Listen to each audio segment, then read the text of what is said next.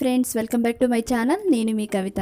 ఈరోజు మీకు కొత్తిమీర కొబ్బరి పచ్చడి ఎలా తయారు చేసుకోవాలో ఈ వీడియోలో చూపిస్తాను. దీనికి కావాల్సినవి కొబ్బరికాయ ముక్కలు ఇలా చిన్నగా కట్ చేసుకోవాలండి.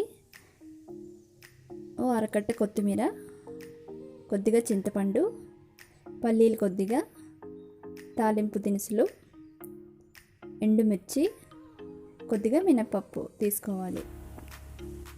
తర్వాత స్టవ్ పై ప్యాన్ పెట్టుకొని ఒక 2 టేబుల్ స్పూన్ల ఆయిల్ వేసుకోవాలండి.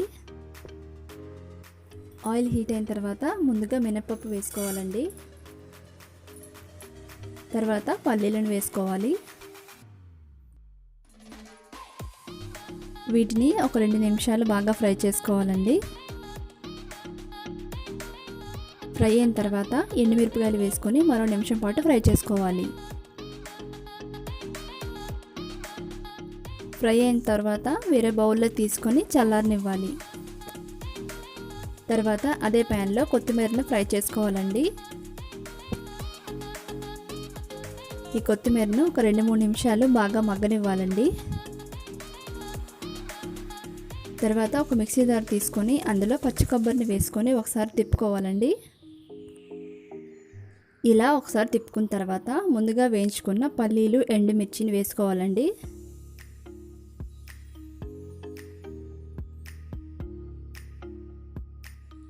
తర్వాత చింతపండు వేసుకోవాలి.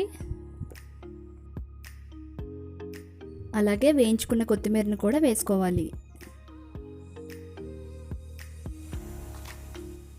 చివరిగా కొద్దిగా ఉప్పు వేసుకొని మిక్సీ చేసుకోవాలి.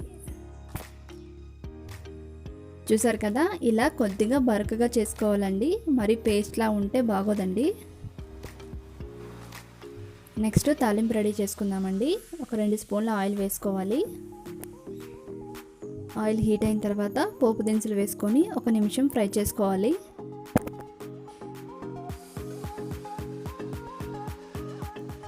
పోపు దినుసులు ఫ్రై అయిన తర్వాత ఎండుమిర్చి వేసుకోవాలండి.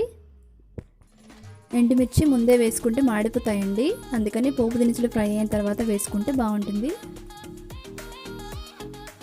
తాలింపు రెడీ అయిపోయింది కదా, ఇప్పుడు పచ్చడిలో వేసుకుందాం. ఇది రైస్తో కానీ టిఫిన్స్తో కానీ తింటే చాలా బాగుంటుందండి. మీరు కూడా ఒకసారి ట్రై చేయండి. ఎలా వచ్చిందో నాకు కామెంట్ చేయండి. ఓకే ఫ్రెండ్స్, మరిన్ని వీడియోస్ కోసం మా ఛానల్ సబ్స్క్రైబ్ చేసుకోండి, లైక్ చేయండి, షేర్ చేయండి, కామెంట్ చేయడం మర్చిపోవద్దు. Thank you.